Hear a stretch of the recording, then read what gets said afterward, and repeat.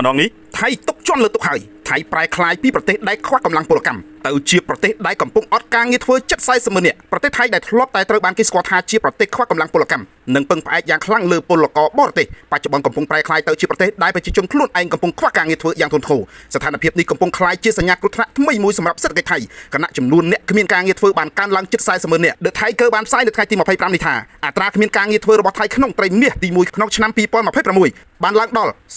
0.91% ដែលស្មើនឹងប្រជាជនជិត4សែននាក់កំពុងគ្មានការងារធ្វើទិន្នន័យនេះបានបង្ហាញយ៉ាងច្បាស់ថាសេដ្ឋកិច្ចថៃកំពុងរងសម្ពាធខ្លាំងនិងចាប់ផ្ដើមប៉ះពាល់ដោយផ្ទាល់ដល់ទីផ្សារការងារនៅក្នុងប្រទេសកន្លងមកថៃតែងតែប្រឈមបញ្ហាខ្វះកម្លាំងពលកម្មពិសេសក្នុងវិស័យសំណង់កសិកម្មរោងចក្រនិងសេវាកម្មដោយត្រូវពឹងផ្អែកលើពលករបរទេសពីបណ្ដាប្រទេសជិតខាងដើម្បីបំពេញតម្រូវការការងារប៉ុន្តែពេលនេះស្ថានភាពបានប្រែប្រួលខុសពីមុនយ៉ាងខ្លាំងដោយសូម្បីតែប្រជាជនថៃខ្លួនឯងក៏កំពុងពិបាករកការងារធ្វើផងដែរក្រុមប្រឹក្សាអភិវឌ្ឍសេដ្ឋកិច្ចនិងសង្គមជាតិរបស់ថៃបានបញ្ជាក់ថាការកើនឡើងថ្លៃដើមផលិតកម្មសម្ពាធសេដ្ឋកិច្ចនិងការផ្លាស់ប្ដូរបច្ចេកវិទ្យាកំពុងធ្វើឲ្យក្រុមហ៊ុនជាច្រើនបានកាត់បន្ថយបុគ្គលិកនិងផ្អាកការជួលបន្ថែមវិស័យដែលរងផលប៉ះពាល់ខ្លាំងជាងគេរួមមានផលិតកម្មភស្តុភារកម្មនិងលក់រាយដែលកំពុងបង្ហាញសញ្ញាធ្លាក់ចុះយ៉ាងគួរឲ្យព្រួយបារម្ភជាមួយគ្នានេះចំនួនអ្នកចុះឈ្មោះក្នុងប្រព័ន្ធសន្តិសុខសង្គមក៏បានធ្លាក់ចុះផងដែរខណៈអត្រាគ្មានការងារធ្វើក្នុងប្រព័ន្ធបានកើនឡើងដល់ 2% ដែលជាកម្រិតខ្ពស់បំផុតក្នុងរយៈពេល3ត្រីមាសចុងក្រោយអ្នកវិភាគមើលឃើញថានេះជាសញ្ញាបង្ហាញពីភាពផុយស្រួយនៃសេដ្ឋកិច្ចថៃ